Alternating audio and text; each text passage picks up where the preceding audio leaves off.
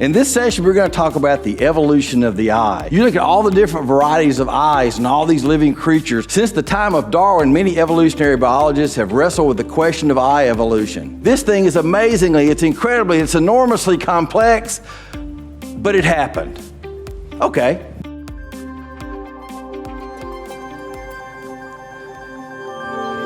At every stage of its development, the evolving eye functioned well enough to provide a selective advantage for survival. And among animals alive today, we find eyes at all these stages of development. And all of them function. Now that's a very curious segment out of that video. We find eyes at all stages of development, but they're all functional. You think you need to step back and say, these are all fully functional eyes? They function for the creature for which they were designed. And if you look around, just look around in nature, you see just an enormous variety. You do have creatures that have light-sensitive cells. You do have creatures that have various kinds of eyes. There's as much variety in eyes as there are of any particular physical characteristic you find in nature. It is amazing. It's incredible. But according to the evolutionists, these are all just chemical accidents that occurred over billions of years. Valerie Young's retinal tear is just one example of imperfections in the design of human eyes. Another occurs because nerve cells and blood vessels evolved to lie in front of the retina, where they interfere with its ability to form sharp images. It's like trying to take a picture through a foggy piece of glass. And the optic nerve itself evolved to connect to the brain through a hole in the retina. So the eyes of all vertebrates have a small blind spot, right near the middle of the visual field. Evolution starts with what's already there, tinkers with it and modifies it, but can never do a grand redesign. So even the eye, with all of its optical perfection, has clues to the fact that its origin is of the blind process of natural selection. But this guy says, evolution can't do a grand redesign. As amazing as all the perfections in the eye are, we can't get rid of the imperfections. Well, guess what? I want somebody to show me an imperfection. Now, as we get older, our bodies age, and I don't see as well as I used to, and certainly people get cataracts. We live in a fallen, cursed world. But what the evolutionists say is if God designed the eye, he did it wrong. Although the human eye would be a scandal if it were the result of divine deliberation, a plausible evolutionary explanation of its absurd construction can be obtained quite easily. Absurd construction. It's one of the most marvelous things in our universe. It's one of the most complex, incredibly designed things in our world. And according to evolutionists, the eye is of absurd construction. The complexity of the human eye poses no challenge to evolution by natural selection. In fact, the eye and all of biology makes no sense without evolution. Is the human eye proof of evolution? And I can't count the number of times that I've had professors at schools or people challenge me when I speak at churches and conferences, and they've told me just that. Well, just look at the eye. The eye's proof of evolution. They say, is the human retina evidence of bad design? Or, more correctly, did God put the film in backwards? Did God get it wrong? The retina has been put together backwards. Unlike the retinas of octopuses and squids, in which the light-gathering cells are aimed forward toward the source of incoming light, the photoreceptor cells of the human retina are aimed backwards, away from the light source. And that's true. They are aimed away from the light source. I guess God just got it wrong. Worse yet, the nerve fibers which must carry signals from the retina to the brain must pass in front of the receptor cells, partially impeding the penetration of light to the receptors. Only a blasphemer would attribute such a situation to divine design. Folks, one of the things you can do to get on my last nerve is mock my God. I don't know the exact explanation of this strange state of affairs. The fool has said in his heart, there is no God. This is what God got wrong. This is the human eye. It is amazing beyond my ability to to communicate that to you. It's just incredible. In fact, I did this presentation early Monday morning. When I got through, there was actually an ophthalmologist that came to the talk, and he was all excited. He said, when I was in school, I saw the back of the eye. I started studying the retina, and I wanted to be an eye surgeon. He was so excited. He said, this is what my life's been about, dealing with this, which according to the evolutionists is really a cosmic accident. This is the left eyeball. Now, you'll notice the optic nerve coming out the bottom. The optic nerves, when they come out of the eye, kind of point inward. They kind of point towards the nose. And the light goes directly this way. And you know what the light directly hits? The most sensitive part of the retina. I mean, it's just a cosmic accident. I mean, there's no reason that just happened to be that way, right? See, the optic disc is medial. It's inward of the most sensitive part of the eye. Here's the right eye. On the right side, obviously, this is where the nose would be. You've got the fovea, which is the most sensitive part. That's the sweet spot, if you will. And then you've got the blind spot over here, which is where the blood vessels and nerves duct towards the optic nerve. Now, this is the part I really get excited about. This is my favorite part of the whole presentation. This is the retina. This is the film, if you will, in our eye. And according to the sectors, according to the evolutionists, this is in backwards.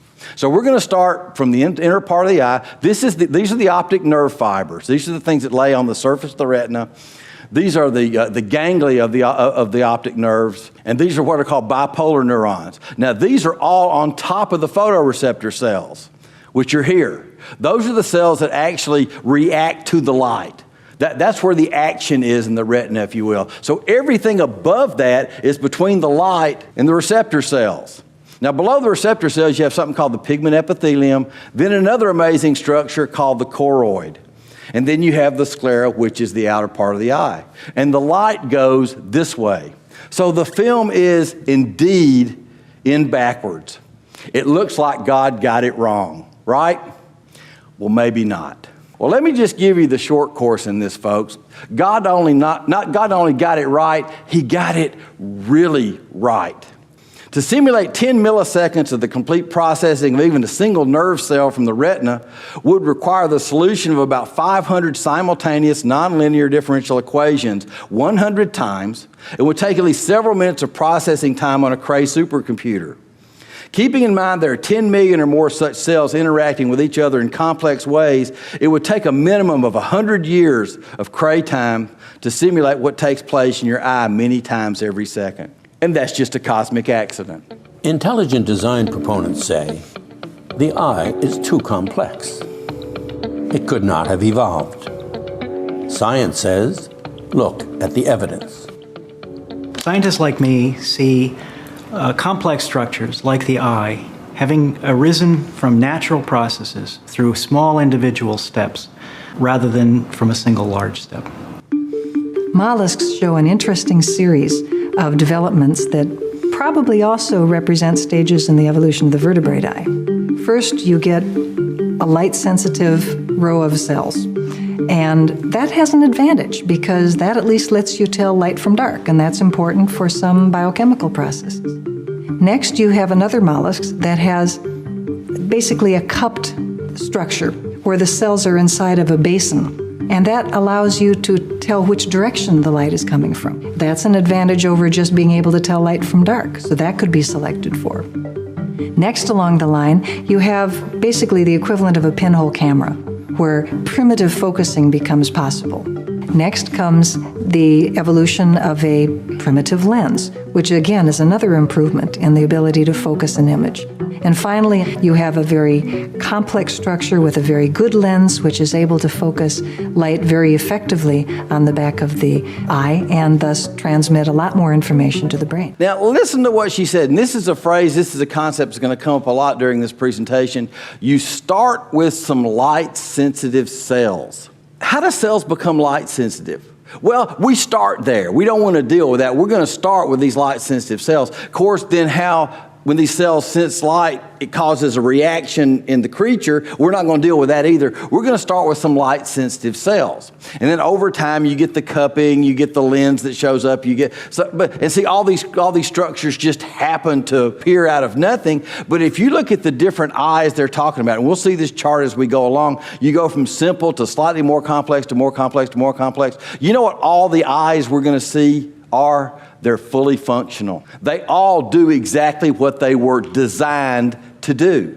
Scientists not only see evidence of evolution in the increasing complexity of mollusk eye development, they see it even in our own development. The eyes of a human fetus grow increasingly complex, in stages, just as the eyes of mollusks have over thousands of years. First of all, you get basically a light-sensitive patch, and then you get a cup-like form that eventually forms a whole lens and a full eye with all the nerves and all the connections, bringing light to the brain and so forth. And then the baby is born, and then you can see.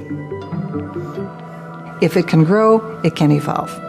A very similar process produces an eye in an organism that's born, like you or me, is a process that took place over millions of years across scores of different lineages of evolving organisms. What this shows is a complex structure like the eye can develop through many small steps from something simpler. And this is how Darwinian evolution works. First of all, comparing the development of an eye in a fetus to the range of complexities of eyes in the mollusks is ridiculous. Because when the egg is fertilized, that child that's going to have that eye as it develops, the eye is coded for. It has to go through the developmental stages because you start off with 2 cells and 4 cells and 8 cells. I mean, you've got to develop. It's ridiculous to compare embryologic development to supposed evolutionary progression in mollusks. And then my favorite part is, and then the baby's born and it can see. It's like, oh yeah, the baby's born and it can see. It's unimaginably complex. But just because you line up things to simple to more complex, they call that proof. Okay, let's call that proof. How do you prove this? This is a fish that basically has bifocals. It has 2 eyes in one. It has 2 corneas and 2 retinas.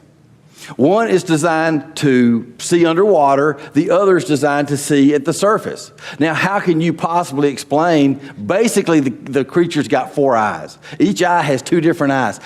What's the evolutionary explanation for that? There's no other creature that I'm aware of that does that. But they just know it happened. In other words, we know it's true, we have to believe it's true, in our worldview it must be true, but we have no way to make it logically make sense. Our willingness to accept scientific claims that are against common sense is the key to an understanding of the real struggle between science and the supernatural. We take the side of science in spite of the patent absurdity of some of its constructs, in spite of its failure to fulfill many of its extravagant promises of health and life, in spite of the tolerance of the scientific community for unsubstantiated just-so stories, because we have a prior commitment, a commitment to materialism. It's not that the methods and institutions of science somehow compel us to accept a material explanation of the phenomenal world, but on the contrary, that we are forced by our a priori adherence to material causes to create an apparatus of investigation and a set of concepts that produce material explanations, no matter how mystifying to the uninitiated. And here's the upshot. Moreover, materialism is absolute, for we cannot allow a divine foot in the door. Some claim that evolution is just a theory, as if it were merely an opinion. The theory of evolution, like the theory of gravity, is a scientific fact.